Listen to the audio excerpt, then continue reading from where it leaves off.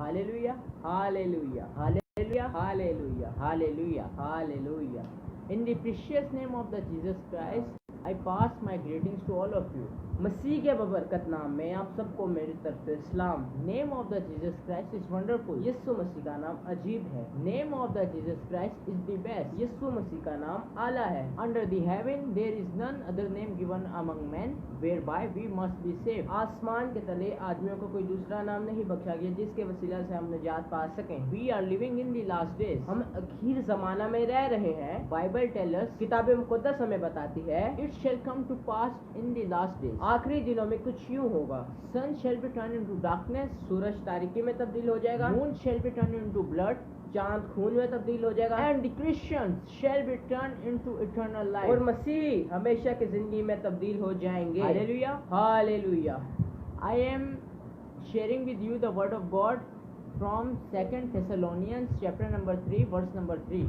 आज जो मैं आपके साथ अपने कलाम को शेयरिंग करूंगा उसका हवाला है 2 थेसलुनीसियों 3 बाब और 3 आयत. इट्स रिटन, इसमें लिखा है, but the Lord is faithful who shell establish you and keep you from evil.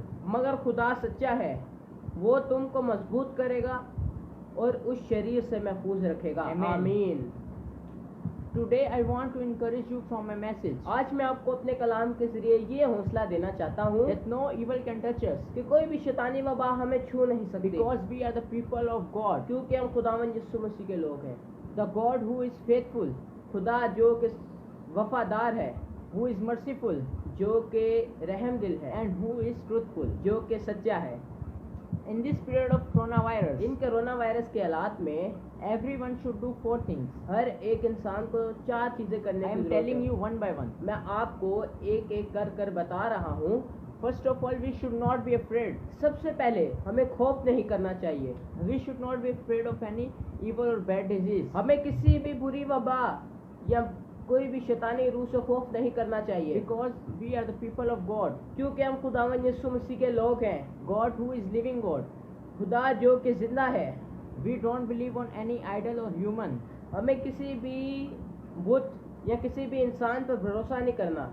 As we see in the Bible, जैसा हम किताब मुकद्दस में देखते हैं, when Abraham was sleeping, कि जब इब्राहिम सो रहा था, God came into his vision, खुदा उसके ख्वाब में आए and said, और उससे कहा, इब्राहिम fear not, खौफ ना खा, I am your shelter and your reward, क्योंकि मैं तेरी डाल और तेरा इनाम हूँ.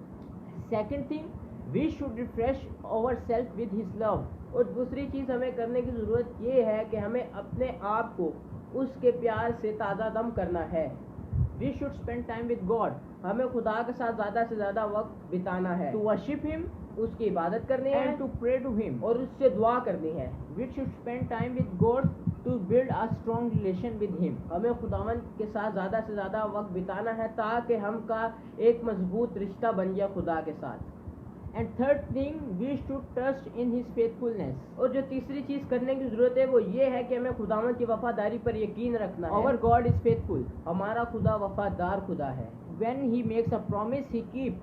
अगर वो कोई वादा करता है तो उसे वो पूरा करता है. As we see in the Bible, जैसा कि हम किताब मुकद्दस में देखते हैं, when Daniel was in the lion's den, कि जब दानियल शेरों की गार में था, God was faithful to Daniel. खुदा दानियल के साथ वफादार रहा. As he closed the mouth of lion, जिसने शेरों के मुंह को बंद कर दिया. What about the time of Moses? हम मूसा के उस वक्त को देखते हैं when he was floated safe from the river Nile, कि जब वो दरियाए नील में बहता टोकरी में बहता हुआ बच गया. Because God promised to his mother, क्योंकि खुदा ने उसकी माँ से वादा किया था he will protect him, कि वो उसे बचाएगा. So he kept his promise, और उसने अपना वादा पूरा किया. And fourth thing, we should focus on Jesus Christ. और चौथी चीज, हमें खुदावंद यीशु मसीह पर ध्यान लगाना है. Because he is our savior, क्योंकि वो हमारा नजात दहिंदा है. We should not think about any virus. हमें किसी भी वायरस के बारे में नहीं सोचना. Because he bought us on the cross by his blood, क्योंकि उसने सलीब पर हमें अपने खून से खरीद लिया है.